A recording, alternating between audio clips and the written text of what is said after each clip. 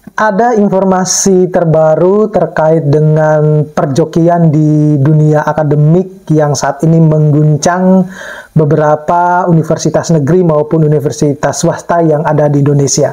Mau tahu apa informasi terbarunya? Ayo kita bahas.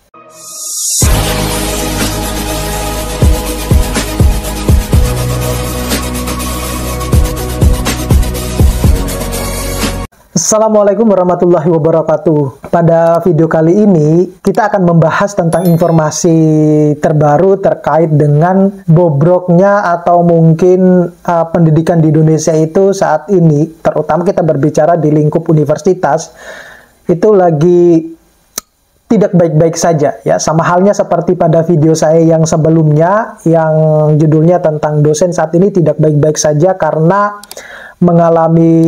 ada beberapa dosen kita itu mengalami penipuan secara online ya, melalui pesan WhatsApp maupun pesan-pesan yang lain yang mengatasnamakan mahasiswa.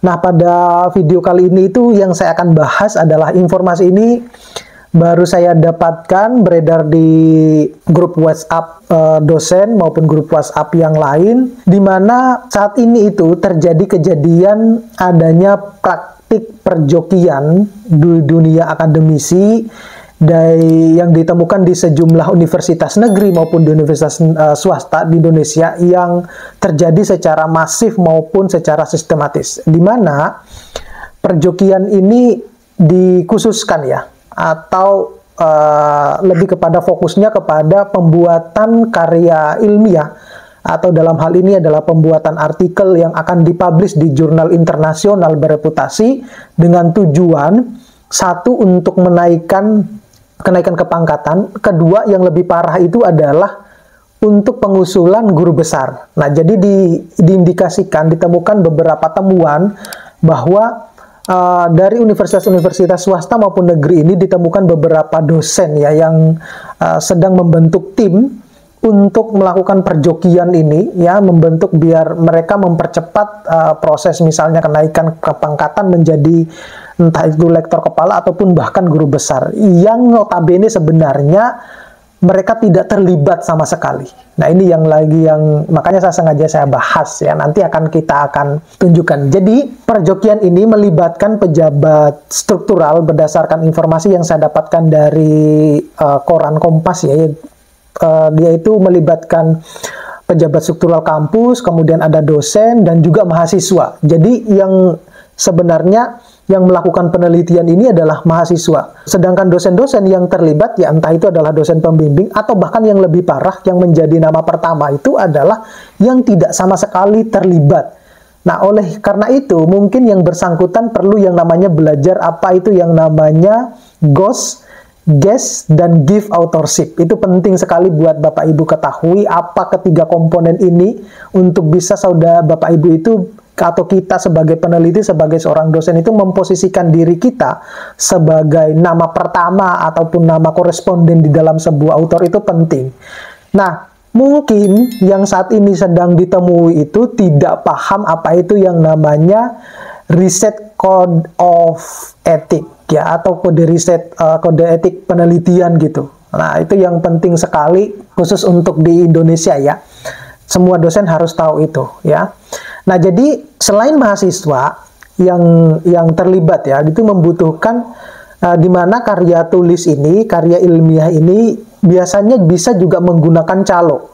Ya, ada jadi banyak ya beredar. Hati-hati Bapak Ibu ketika misalnya berteman dengan seseorang yang di dunia akademisi yang melalui Facebook ataupun yang lain yang menawarkan calo-calo untuk menulis. Nah, itu semacam itu sebaiknya dihindari ya. Karena saya percaya betul bahwa Bapak Ibu dosen sudah menjadi sebagai seorang dosen tentunya paham betul bagaimana caranya kita menulis ya. Oleh karena itu ngapain sih harus kita menggunakan calo kalau kita sendiri bisa melakukannya sendiri gitu, menulis ya. Jadi diindikasi mereka ini menggunakan calo dari pihak luar kampus tentunya. Bahkan banyak dosen dari calon guru besar itu tertipu karena menggunakan jasa pengelola jurnal ilmiah ya di jurnal internasional, tapi sayangnya jurnal itu adalah jurnal abal-abal.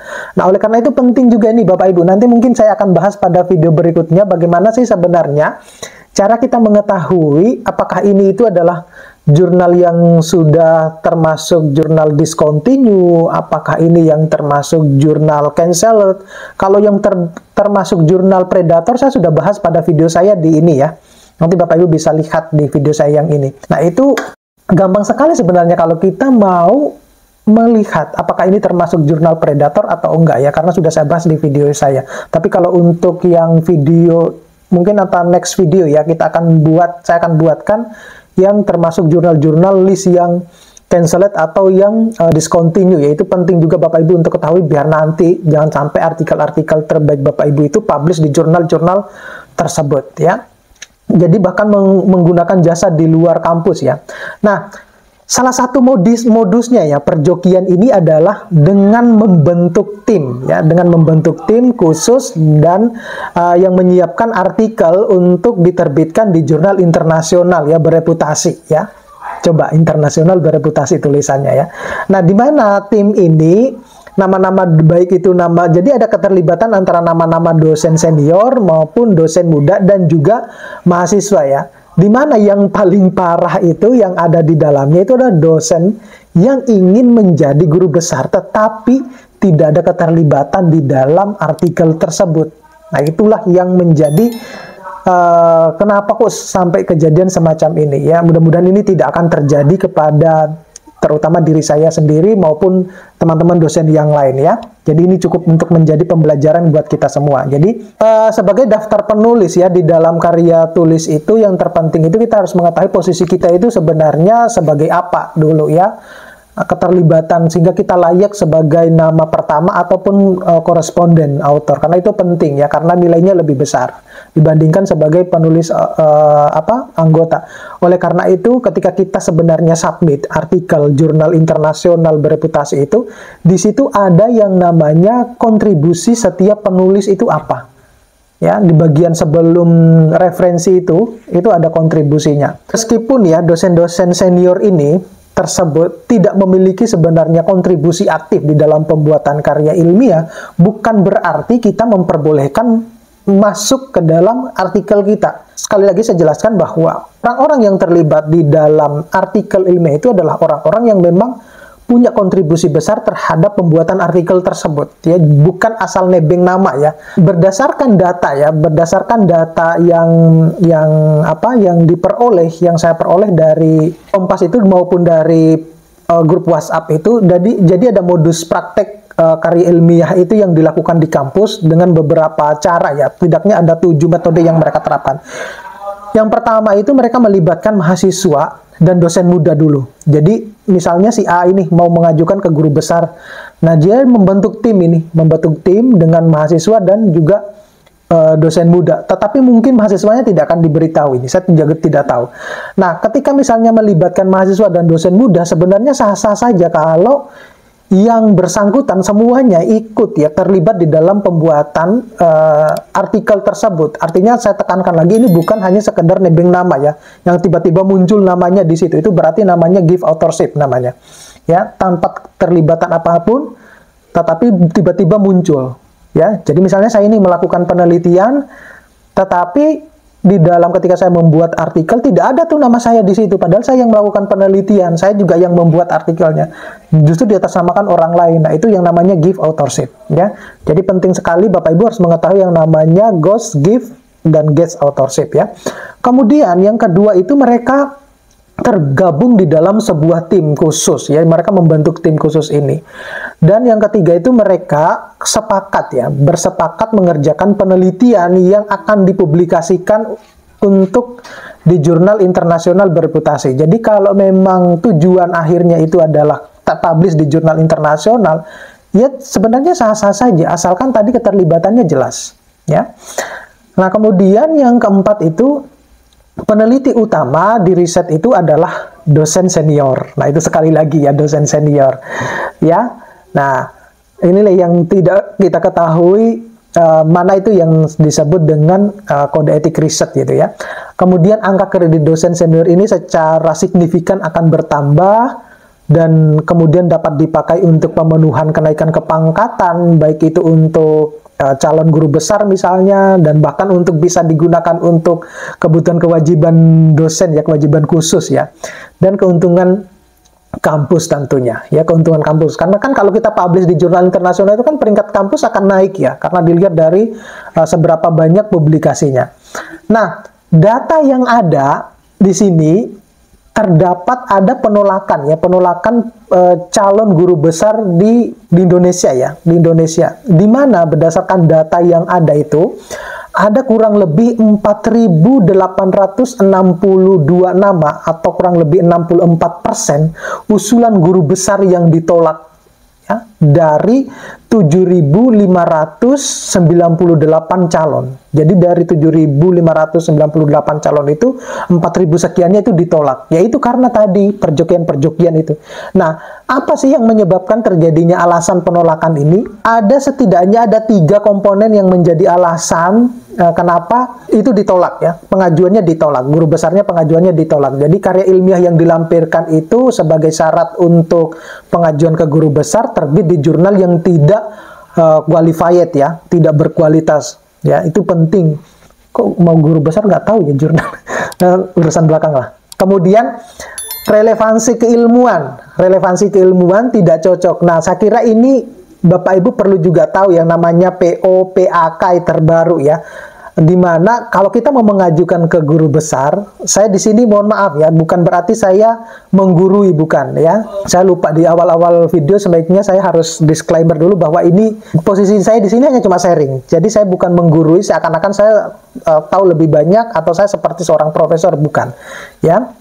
Jadi relevansi keilmuan itu harus cocok dengan apa yang kita publish ya. Jadi jangan sampai bahwa kita misalnya di bidang teknik ini, kemudian publishnya di bidang sosial. Nah, kalau tidak ada keterlibatan ya, linkage-nya, tidak ada koneksinya, nah itu tidak akan pernah disetujui.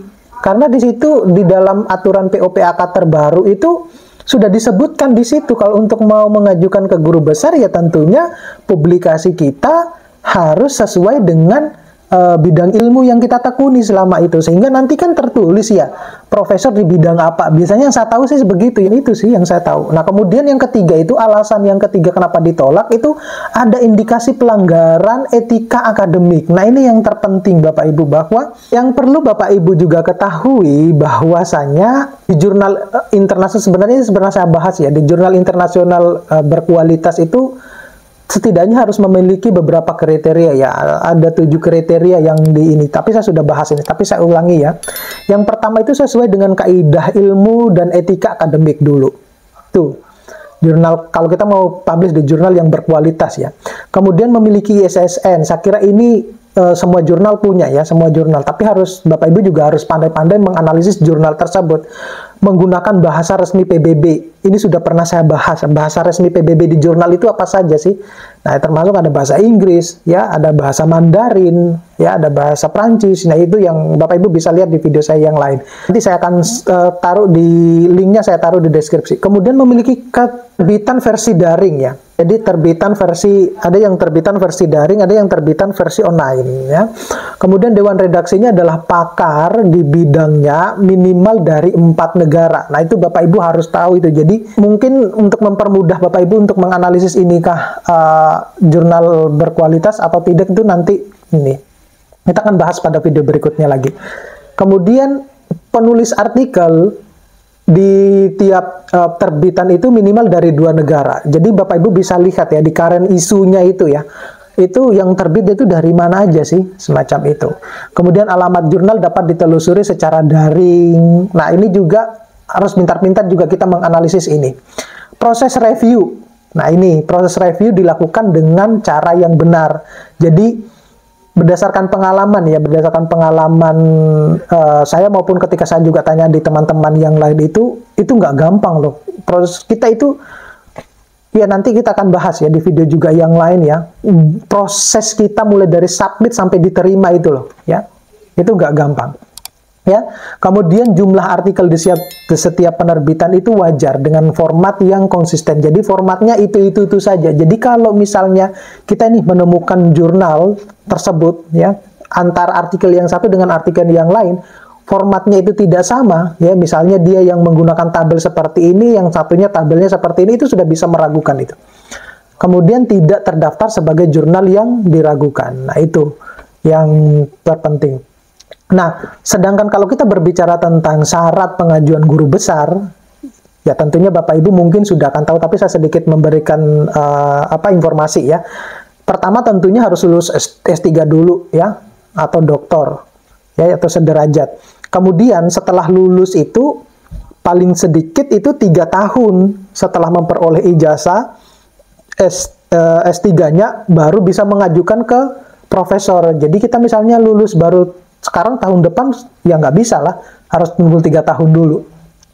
Karena ada publikasi waktu sekolah yang diakui, ada yang tidak, gitu.